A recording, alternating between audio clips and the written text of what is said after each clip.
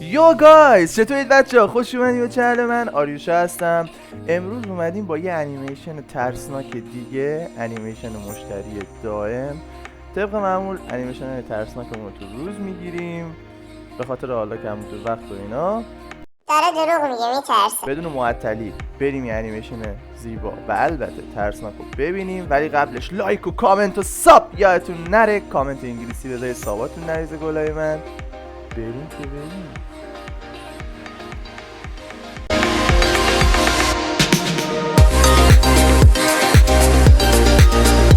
I used to sell organs on the dark web. No, I'm not a murderer. I work at a funeral home as its sole undertaker and owner. It's the only funeral home in this small town I live in, so I was pretty much the only choice for the families of the deceased to go. I wasn't always the only worker here, though. The funeral home's a family business, so my father was the one who taught me the ins and outs of the trade as soon as I was old enough to. یعنی چی اینا پزشک بودن یا مثلا کالبد شکافی میکنن؟ نفهمیدم. I tried to get out of it by going to medical school after university.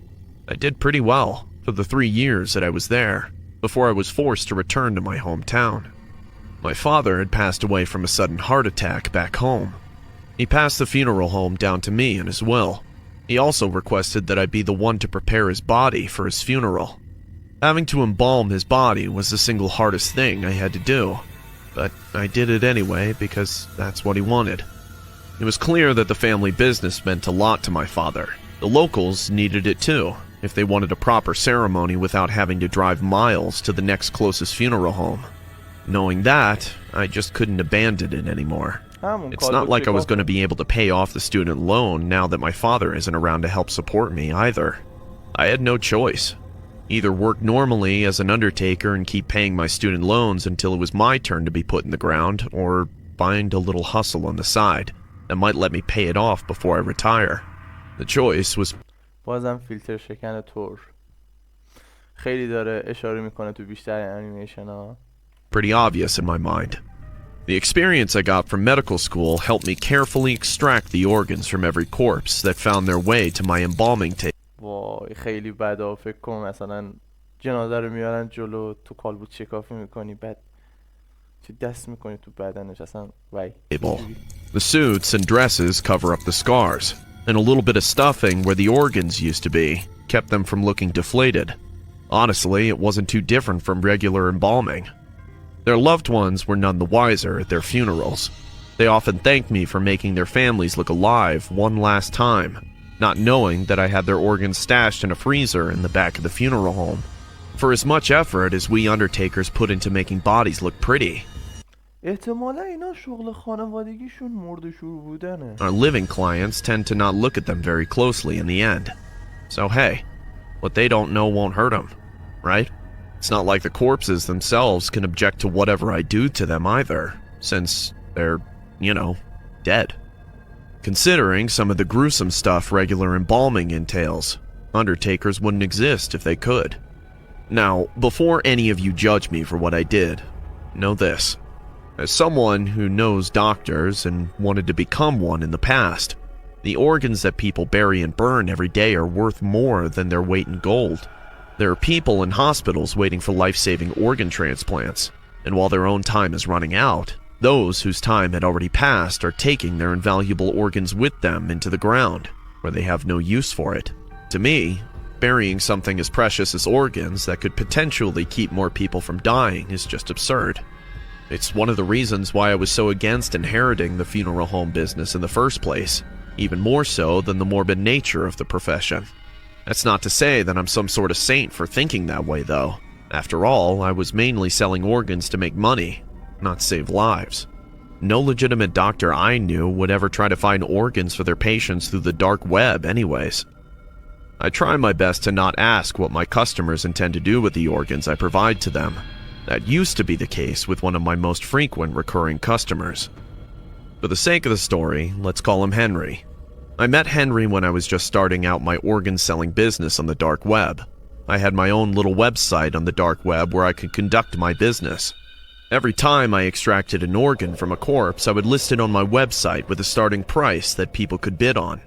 Once an organ was sold and paid for with Bitcoin, I'd drive to a secluded پولشو با بیتکوین پرداخت میکرد.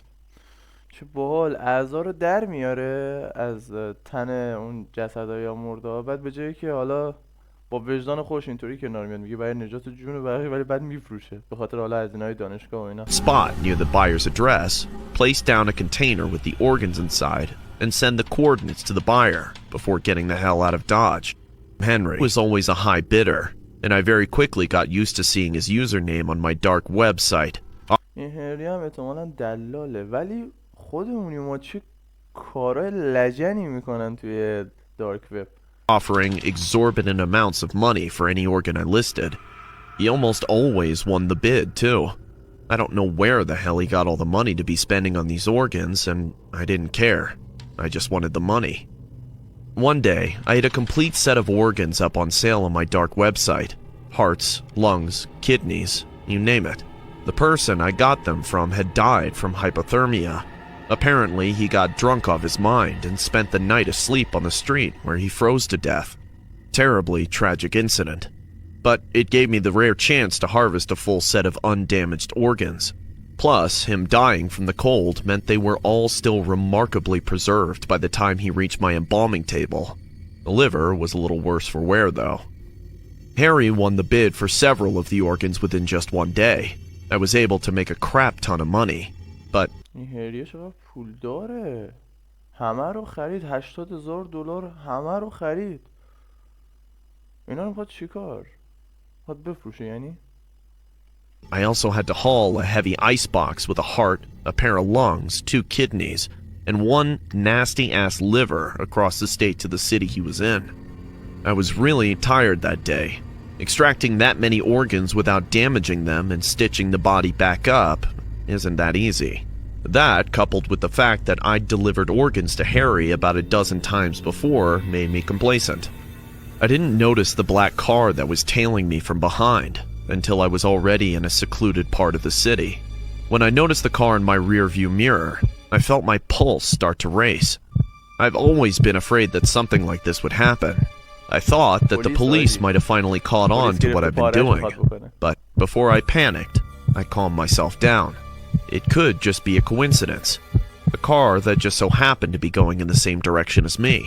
I pulled my car to the side of the road, under the pretense of checking my phone, hoping that they were just a regular car that'll just drive past.